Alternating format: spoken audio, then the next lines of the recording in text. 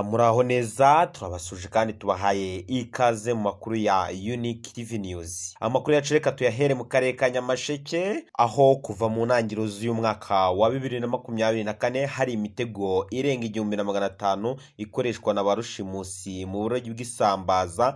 Iyo mitego bayikoresha mu buryo butemewe n'amategeko kuko ngo byangiza umusaruro muri iki kiyaga cya Kivu ko ariyo imaze gufatwa gusa. Ikigo cy'igihugu gishinzwe ubuhinzi n'ubworozi mu Rwanda LAB kikaba gishima ubufatanye hagati y'abaturage n'inzego z'ibanze. Iki kibazo cyo kwibisambaza muri iki kiyaga cya Kivu aba barushimusi b'inyamasheke baraziba bakagerekaho n'urugomo bakorera abarobyi iyo bagerageje kubarwanya. Ubu ni ubuhamya bwa bamwe muri bo nubwo akenshi bakora bakwepa nabo barushimusi. Aho gukubita ababishinzwe, kubakomeretsa, kubatera amabuye, ibintu nk'ibyo ngibyo. Noneho moteri zacu zaba zibabonye bari kuroba zajya kubafata ngo zibake ayo masupaneti, bagahita bitabaza abaturage bahegereye bagafata amabuye.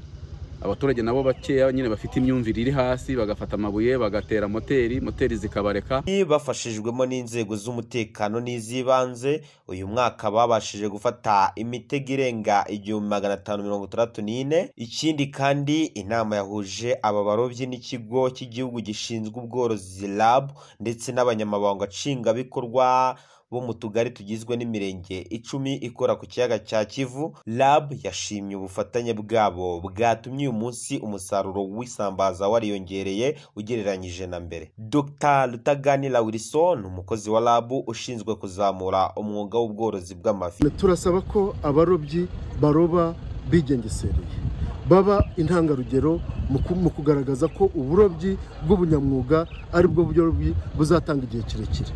Turasaba ko abanyamabanga nshingwabikorwa b'utugari ibi bintu babigira ibyabo. Ikindi kandi aba barobyi basabye ko imbaraga zashyizwemo zongerwa aho hagaragaraga ibibazo bisa naho ari nk'agasigane ku mirimo yo kurwanya rushimusi.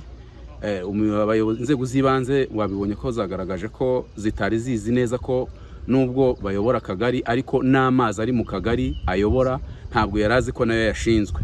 Icyo twashimiye inama gikomeye nuko abayobozi b'utugari bavuye hano bazi ko muri segiteri ayoboye mu kagari ayoboye ku butaka agomba gukurikirana n'ibikorerwa mu mazi kuko akagari ntabwo ari ubutaka gusa n'amazi ayoboye arimo.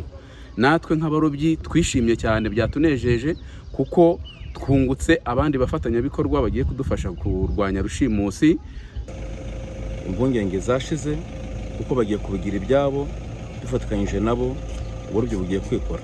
Umuyobozi w'akarere wungirije ushinzwe ubukungu Muhayezu Joseph Desire avuga ko kuri iki cyifuzo cyabo yahamije ko hari ingamba zafashwe zizarandura burundu iki kibazo. So dutegura n'amahugurwa azaba mu minsi iri imbere azongera guhuza inzego zitandukanye no ku rwego rw'akarere kugira ngo tubashe kuzana n'ibikoresho binakoreshwa mu kiyaga cya Kivu, tubereke imitego yemewe n'itemewe atari ku mafoto gusa, noneho kugira ngo babashe kurwanya ibyo bazi. Mu by'ukuri ayo makuru nk'akarere na LAB twemeje ko tugomba kuzategura amahugurwa kugira ngo twubake ubushobozi dutuma umuntu kujya kurwanya ibintu nawe ashobora kuba azi, kandi nabo tuzabatuma ku ba mudugudu n'abandi bakorana nabo b'umurenge kugira ngo bagire amakuru yose yibanze kugira ngo tubashe guhangana n'imitego itemewe igenda igaragara mu karere. Ho ku ruhande rw'akarere ka Nyamasheke mu kiyaga cya Kivu haroberwamo abarobyi 280 bibumbiye mu makoperative 7. Aba barobyi bashobora kuroba toni 5 zisambaza ku munsi mu gihe cy'amezi 2